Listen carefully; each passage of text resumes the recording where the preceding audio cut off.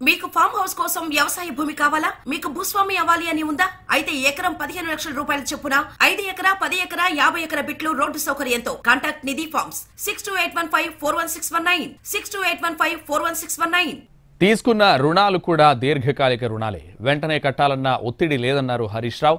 అయితే కార్పొరేషన్ అప్పులు ప్రభుత్వానికి సంబంధం లేదనడం సరికాదన్నారు మంత్రి జూపల్లి కృష్ణారావు. మిషన్ భగీరథకు చేసిన ఖర్చును తీర్చాల్సింది ఎవరని ప్రశ్నించారు.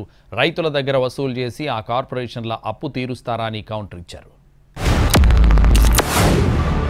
కార్పొరేషన్ లోన్లను కలిపి ఇదంతా ఎక్కువగా తీసుకుందారని చూపేటువంటి ప్రయత్నం చేస్తున్నారు. ఉదాహరణకు సివిల్ సప్లైస్ కార్పొరేషన్ ఉంటుంది అధ్యక్ష. సివిల్ సప్లైస్ కార్పొరేషన్ ద్వారా మనం అప్పు ఎందుకు తీసుకుంటాం అధ్యక్ష? It is a temporary arrangement. రైతులకు మనము 2 రోజుల్లోగా డబ్బు చెల్లించాలని, తీసుకున్న వడ్లకు వెంటనే డబ్బులు ఇవ్వాలని మనము లోన్ తీసుకొని రైతులకు పేమెంట్ చేస్తాం అధ్యక్ష. మనకు ఎఫ్సిఐ నుంచి డబ్బులు వచ్చిన తర్వాత ఆ డబ్బు తిరిగి బ్యాంకులకు మనం కట్టడం జరుగుతుంది అధ్యక్ష. అదేవిధంగా కేంద్ర ప్రభుత్వం నుంచి కూడా డబ్బులు రావడానికి కొంత టైం పడుతుంటుంది. అది మనం ఆ టైం పీరియడ్లో మనము అప్పు తీసుకొని అటు రైతులకు ఇబ్బంది కాకుండా మనం ముందుకు పోతూ ఉంటాం. కానీ ఏంటంటే వీళ్ళు ఇదంతా కూడా ఇదేదో రాష్ట్ర ప్రభుత్వ అప్పుల కుప్పైందని చెప్పి చూపించేటువంటి ప్రయత్నం. కార్పొరేషన్ తీసుకున్న అప్పులు ప్రభుత్వానికి ఏం సంబంధం, ప్రభుత్వ సంబంధం మాట్లాడుతారు. నేను ఒకటి సూటిగా ప్రశ్నిస్తా ఉన్నా హరీష్ రావు గారిని.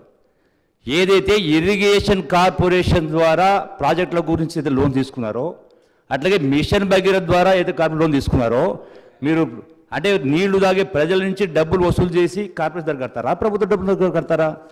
రైతాంగానికి అయితే మీరు ఇరిగేషన్ పార్టీలో నీళ్ళు ఇస్తూ ఉన్నారో, రైతుల దగ్గర పన్నులు వసూలు చేసి కడదాం అనుకున్నారా? అంటే directly or indirectly is it not the responsibility of the government?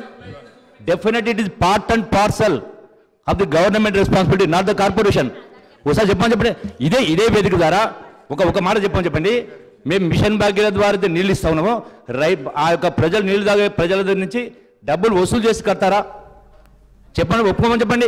రైతుల ప్రాజెక్టుల ద్వారా నీళ్ళు ఇస్తా ఉన్నారు, రైతుల దగ్గర పన్ను సెస్ వసూలు చేసి కడతారా, తిరిగి కడతారా? గవర్నమెంట్ కాదు కట్టేది. Is it not fact?